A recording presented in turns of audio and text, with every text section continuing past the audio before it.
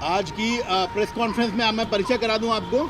Doctor Kumar विश्वास हैं, आप सब लोग जानते हैं। गुलाब भाई हमारे जम्मू और कश्मीर के प्रभारी हैं और कपिल मिश्रा जी जो हमारे मंत्री हैं वो महबूबा मुफ्ती और भारतीय जनता पार्टी की जो सरकार जेएनके में बन रही है उसके ऊपर प्रेस कॉन्फ्रेंस एड्रेस करेंगे। कुमार भाई। मित्रों, कश्मीर भारत का एक ऐसा अभिन्न अंग है जिसमें होने वाली प्रत्येक प्रकार की राजनीतिक हलचल पर दृष्टि रखना, उसकी समीक्षा करना और उसके प्रति सतर्क रहना पूरे देश का राष्ट्रीय कर्तव्य है। ऐसे में जम्मू एंड कश्मीर में एक गठबंधन की सरकार पीडीपी और भारतीय जनता पार्टी बनाने जा रहे हैं, जो वैचारिक दृष्टि पे दोनों एक दूसरे के प्रति मतभेदों से भरे हुए हैं। लेकिन अभी पता चला है, भारतीय जनता पार्टी और संघ के कुछ उच्च पदस्थ सूत्रों के अनुसार ये सूचना मिली है कि कई विषयों पर आपस में सहमति बनी है। तो आज आम आदमी पार्टी ने कश्मीर में पीडीपी की नेता सुश्री महबूबा मुफ्ती जी के लिए एक पत्र हमने आज लिखा है, जिसकी प्रति हम आपको दे भी रहे हैं। और ये इस परिप्रेक्ष्य में भी है कि अभी जब ये प्रेस कॉन्फ्रेंस शुरू हो रही है, इससे 1 घंटा पहले अरुण जेटली जी ने भी बयान दिया है कि ये उनकी पार्टी की बहुत बड़ी आइडियोलॉजिकली जीत है कि जो लोग कल तक एंटी नेशनल स्लोगन लगाते थे, आज वो जय हिंद बोलने लगे हैं, वो उनकी आइडियोलॉजी पर आ गए, देश की आइडियोलॉजी पर आ गए। तो इसके लिए भी हम अरुण जेटली जी को बधाई देते हैं, अगर वो ऐसा मानते हैं कि उन्होंने महबूबा मुफ्ती के संदर्भ में ये बयान दिया है। हमने इस पत्र में उन्हें लिखा है, सुश्री महबूबा जी, वंदे मातरम। जैसा कि सारे देश को पता है कि आप और भाजपा मिलकर फिर से जम्मू कश्मीर में सरकार बनाने जा रहे हैं। संसद पर हमले के दोषी अफजल गुरु को शहीद मानना जैसे आपके कई स्टैंड हैं जिससे किसी भी प्रकार सहमत नहीं हुआ जा सकता। अब हमें सूत्रों से पता चला है कि आपने इस सरकार के लिए राष्ट्रद्रोही अफजल पर अपना पुराना स्टैंड बदल दिया है। गठबंधन की शर्तों के अनुसार अब आप भी हम सब भारतीयों की तरह भारतीय कानून के अपराधी अफजल को शहीद नहीं बल्कि एक देशद्रोही मानती हैं। और अब अफजल के समर्थन में दिए गए अपने पुराने बयानों पर आपको खेद भी है। अब आप भी हम सब देशभक्तों की तरह ही कश्मीर को भारत माता का अभिन्न अंग मानती हैं। साथ ही हमें यह भी पता चला है कि पिछले दिनों जेएनयू में जिन कश्मीरी लड़कों ने भारत माता के खिलाफ नारे लगाए थे, उनकी गिरफ्तारी आपके हस्तक्षेप के कारण ही रुकी हुई थी। अब आशा है कि यदि वो अपराधी कश्मीर में हैं तो आप उन्हें गिरफ्तार करवाएंगी, और यदि कहीं अन्यत्र हैं तो उनकी गिरफ्तारी के लिए केंद्र सरकार की मदद करेंगी और केंद्र सरकार पर दबाव डालेंगी। आपका यह नया स्टैंड स्वागत व सराहना के योग्य है।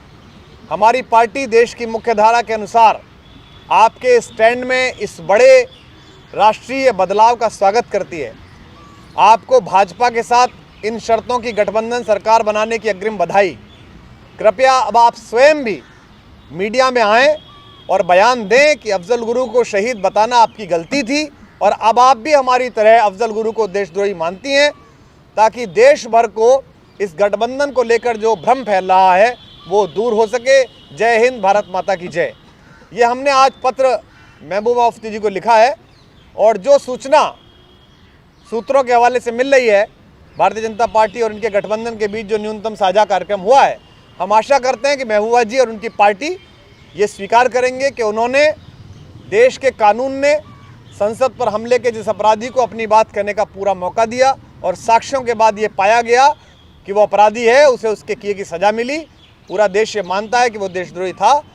ऐसे में पीडीपी ने जो पुराने बयान दिए थे समर्थन में, उनको वापस ले, खेद व्यक्त करे और ये घोषित करे जो भाजपा उनसे कहवा रही है।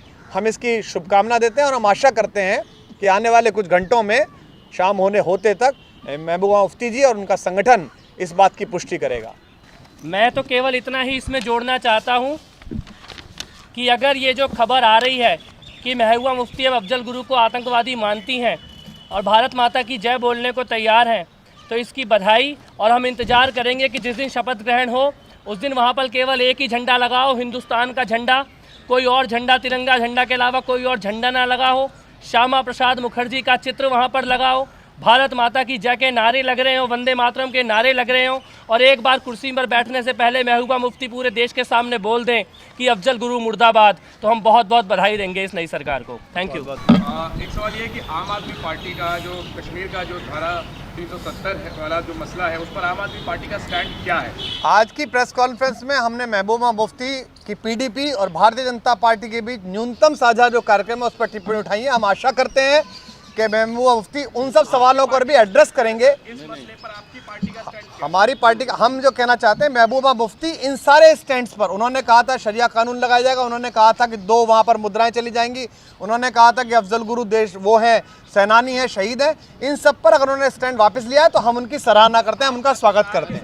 Together, BJP and PDP will approach the governor and stake the claim for formation of the government very soon. Any issues over the portfolios? No, all that will be discussed later. Initially, immediately, they will go and stake their claim to form the government. Sir, why the meeting with the governor has been deferred, sir? No, what is deferred? We have not given any time or date to go and meet the governor. They will do that. All the differences have been sorted out, which they had asked for demands. And No differences. As I said, Mahbooba ji herself has stated yesterday that she is ready to form the government, and she has reposed her full faith in the central government, and together we will form the government again, and I hope this will be a stable and good government for this welfare and progress of the state. in the past, we have seen they have been taking up issues like Armed Force Special Power Act.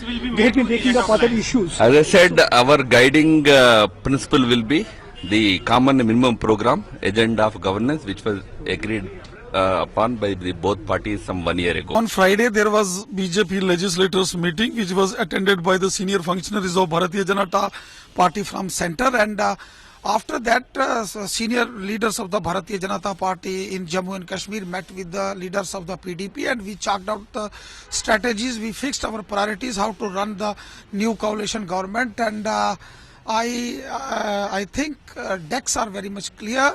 And today at about 3:30 in the afternoon, BJP leaders and the PDP leaders are going to have a meeting with the Honorable Governor there in Raj Bhavan today, and after that everything will be clear, it will be in the public domain, and we wish and we want then an elected government to take oath of office and secrecy in Jammu and Kashmir as soon as possible.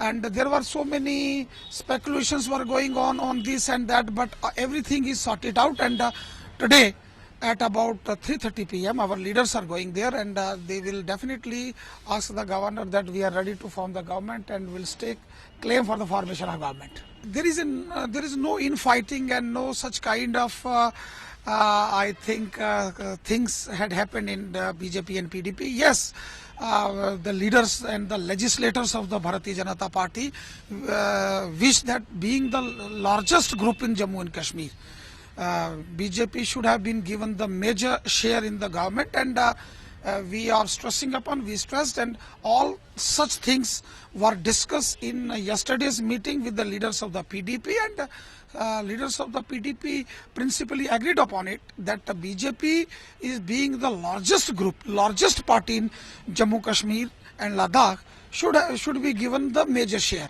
And our leaders are in touch with the senior leaders of the PDP, and all these things has already been finalized now, and after that we are going to meet the Honorable Governor today, and we ask the Honorable Governor to fix the date for the oath ceremony, so that new government in Jammu and Kashmir may take oath of office in secrecy for the formation of new government. अच्छी बात है, इसमें कोई बुरी बात नहीं है। बड़े दिनों से जम्मू कश्मीर के लोग इंतजार कर रहे थे कि या तो सरकार बने या दोबारा इलेक्शन हो जाए, क्योंकि अब लोग चाहते थे कि कोई सिस्टम, क्योंकि गवर्नर रूल में भी काम हो रहा था, तो लोग सोचते थे या तो गवर्नर रूल हो जाए, रेजिडेंट्स रूल हो जाए, ताकि वो सिस्टम आगे चले। अगर वो नहीं चलता है तो गवर्नमेंट बनानी चाहिए पीडीपी और बीजेपी।